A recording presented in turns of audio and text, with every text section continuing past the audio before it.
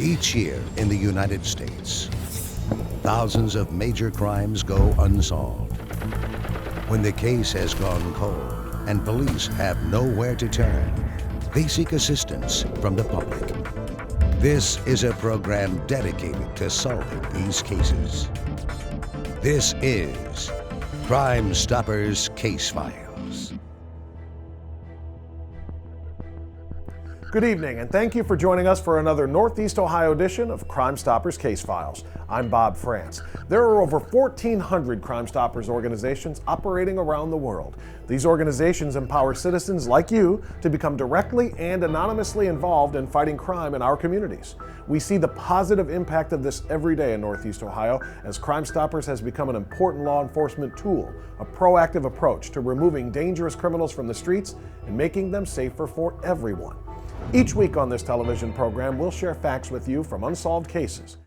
Let's get to work.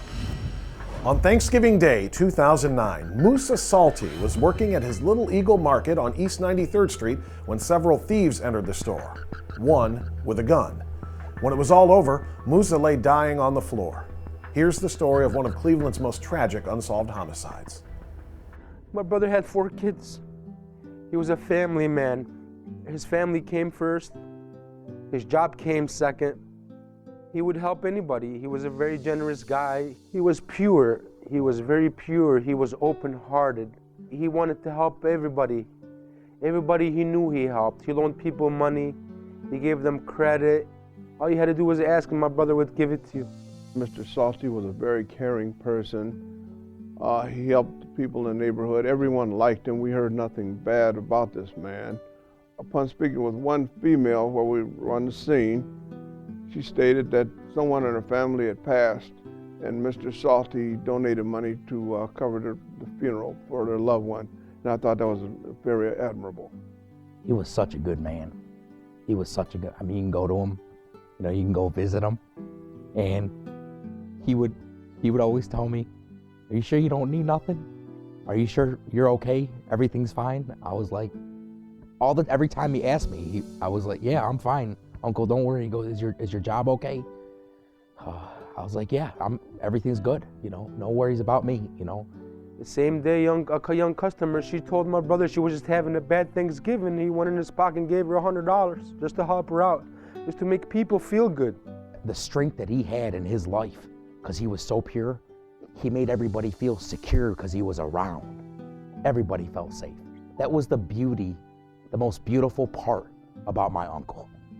When he was around, the rest of the family, as big as we are, everybody felt safe, like nothing was going to happen wrong to us.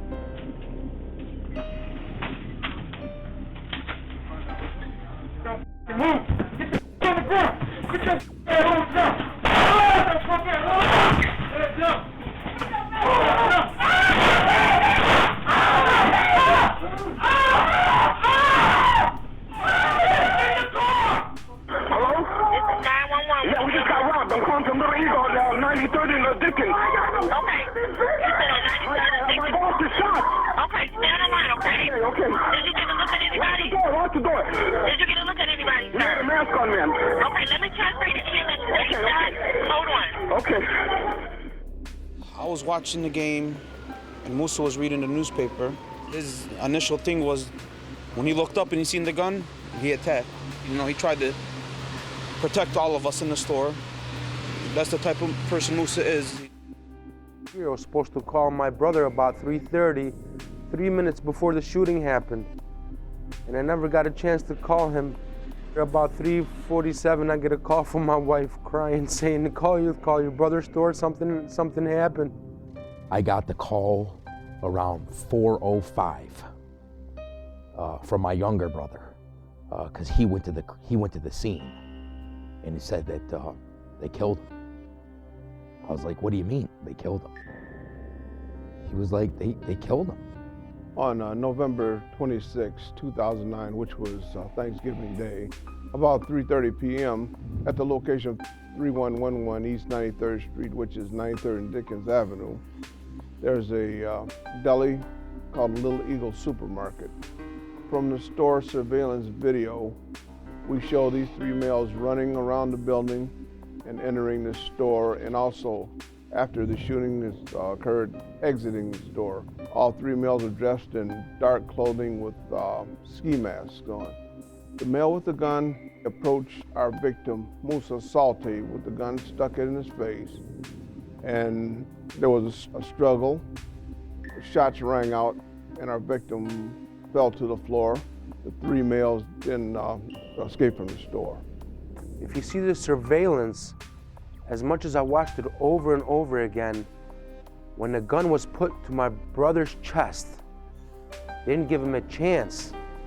His reaction was to jump on him and protect everybody that was in harm's way, because there was about 10 people in the store at that time. They left the store without getting any money or anything. They left empty-handed.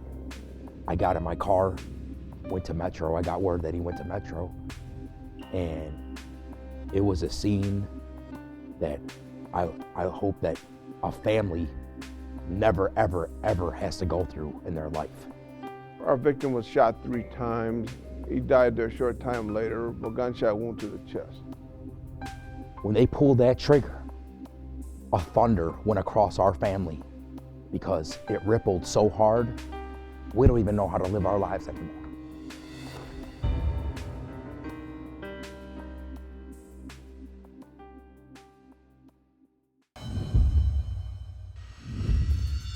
Crime Stoppers is an international organization dedicated to bringing resolution to unsolved crimes.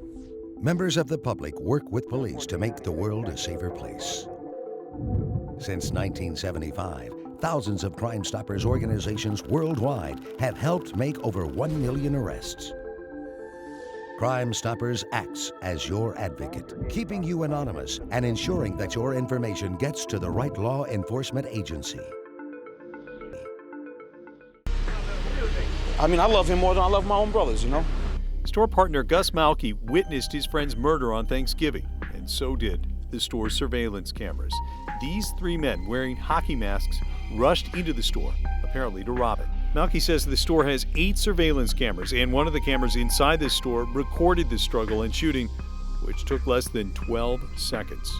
As the suspects fled, it's clear from the surveillance images that one is carrying a gun. Moussa Salti spent much of his working life in his convenience store on Cleveland's East Side, a tough neighborhood where Salti's kindness stood out and is remembered by customers who built a memorial and wrote messages like this one, which reads, "You were a good man." There was at least 120 people in front of that hospital, just crying and trying to understand what happened. There's no words that can express how I'm feeling. No words can express how my mom is feeling, how his wife is feeling, how his kids are feeling. His kids ask about him every day.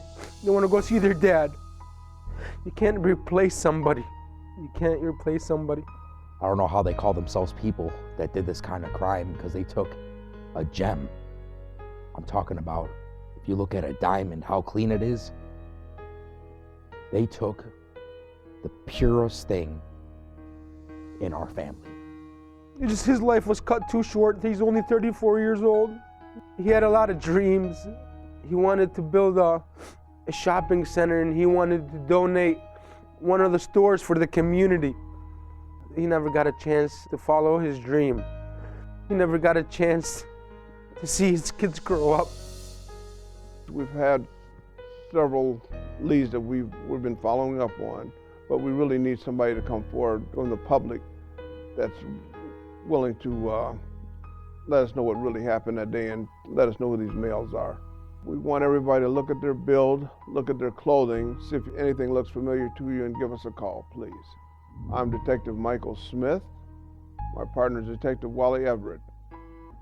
God bless his wife, and God bless his family, and I hope God gives them the strength just to go on every day with their lives, just as the way as if my uncle was still here. These people are gonna kill somebody else. They're gonna destroy families after another family. Somebody just say something. Because you're looking at 4 kids. 4 kids are gonna have to live the rest of their lives without a father.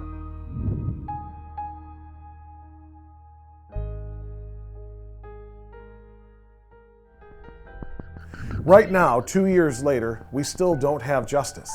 Moussa was a dedicated family man who was treasured in his East Side neighborhood where he operated his business. Police do have suspects in this case, but they need more information to put them away. We'll be right back with more when we return to Crime Stoppers Case Files.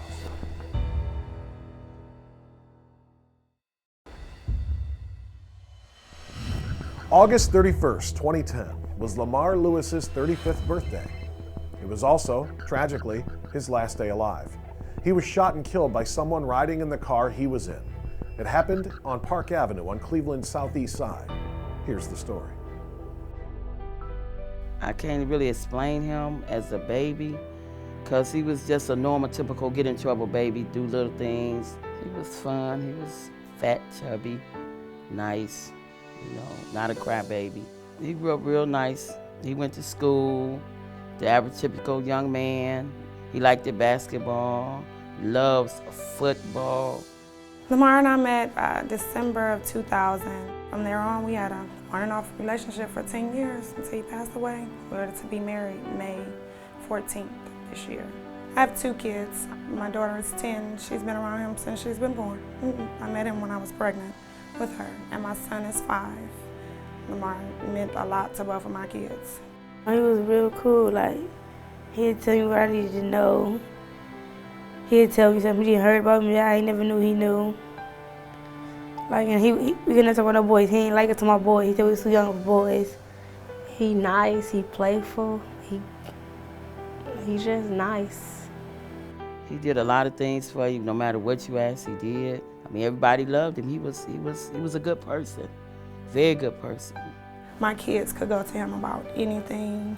We were a really close little family. Family time was more important than anything. On August 31st, 2010, at approximately 8:00 p.m., we received a call at our office to respond to 6000 Park Avenue. We responded to that location, and when we got on scene, we observed the victim, Lamar Lewis, lying beside his 2007 Honda. The victim received 6 gunshot wounds. Mr. Lewis, on that date, was coming from a party. He and his family were celebrating his birthday at one of the restaurants on Valley View. And the last time they saw him, they were leaving the restaurant. He told everybody goodbye. After the victim left the restaurant, his family didn't know where he was going, but he ended up on Park Avenue. We believe at that time he met up with someone who was seated on the passenger side of the car. When the victim stopped his car to meet this party, whoever it was, his vehicle was pointed eastbound on Park Avenue toward East 71st Street. And whatever conversation transpired, shots rang out. The victim was struck. He attempted to get out of the vehicle. He made a few steps outside of his car where he collapsed on the ground. That's where we found him at.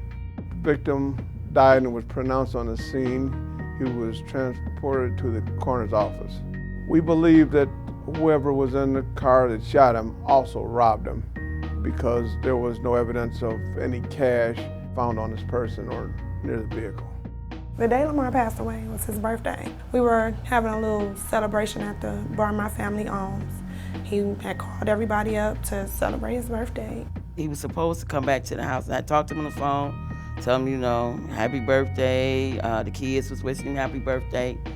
And he said, oh, I'm on my way back. I'm on my way over there now. And I'm like, okay. And then he didn't come, so we waited. So when I walked in, everybody said, well, where's your husband at? And I said, well, I don't know why he's not here. So I kept calling his phone and calling his phone and calling his phone. And about 12 o'clock, I just stopped calling. And I was just like, I'm gonna just go over there. My mom called me and she told me to come home. My mother never tells me to come to her house because me and Lamar live together, so she was just like, come home. And I'm like, well, why? Well, what's going on? So my cousin said she'll meet me there, and I'm like, well, something bad had to happen. But never in a million years I thought it was Lamar. I walked in the house and asked her what was wrong with my brother. And she said, it's not your brother. She said, it's Lamar.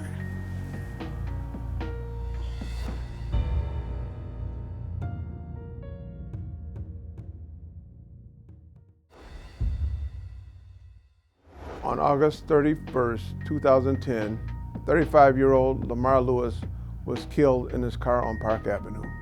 Mr. Lewis, on that date, was coming from a party. He and his family were celebrating his birthday. After the victim left the restaurant, he ended up on Park Avenue. We believe at that time he met up with someone who was seated on the passenger side of the car, and whatever conversation transpired, shots rang out. The victim was struck. He attempted to get out of the vehicle. He made a few steps outside of his car where he collapsed on the ground. We believe that whoever was in the car that shot him also robbed him, because there was no evidence of any cash found on his person or near the vehicle. We believe that the suspects ran eastbound on Park Avenue towards 71st Street. From the video that we received from one of the businesses in the area, we see young men walking away from the victim's car. These men were black males wearing white t-shirts and blue jeans. We don't know who these gentlemen are. We'd like to talk to them to find out what they know about this crime. It's been hard. We think about him all the time. We talk about him all the time. We had a birthday party for him. It was his 36th birthday. Had all his friends. We wore t-shirts with his picture on it. It definitely changed my life a lot. He was my friend most of all. When you have a friend that you lose, it tears your heart apart. It's always something that reminds you of Lamar. He's not forgotten. I just miss him. It's like he's still here. I'm daddy's little girl forever. He gone but never forgotten. We miss you, Lamar Lewis. He's been gone a year and 3 months or so, and nobody has known who did it, how they did it. I just would like to know why. If someone knew who did this to him, could you please let someone know? Or if you are the person that did it, and you know his family, and you knew him, please just let us know so we can have some kind of closure. We have little to go on this case. We're hoping one of the viewers will give us a call and give us some directions in which we can go to further investigate this crime. Thank you for joining us for another edition of Crime Stoppers Case Files, where you are empowered to help clean up the streets. Remember, our towns and our neighborhoods are a direct reflection of what we allow them to be. So let's all do our part to make them safe. And we'll see you next time for another edition of Crime Stoppers Case Files.